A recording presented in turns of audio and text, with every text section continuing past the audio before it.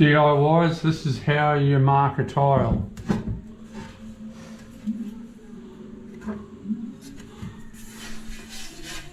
And then you flip it over.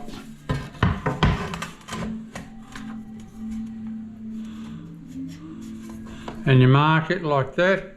When you turn it over, you see that mark there? It's the top.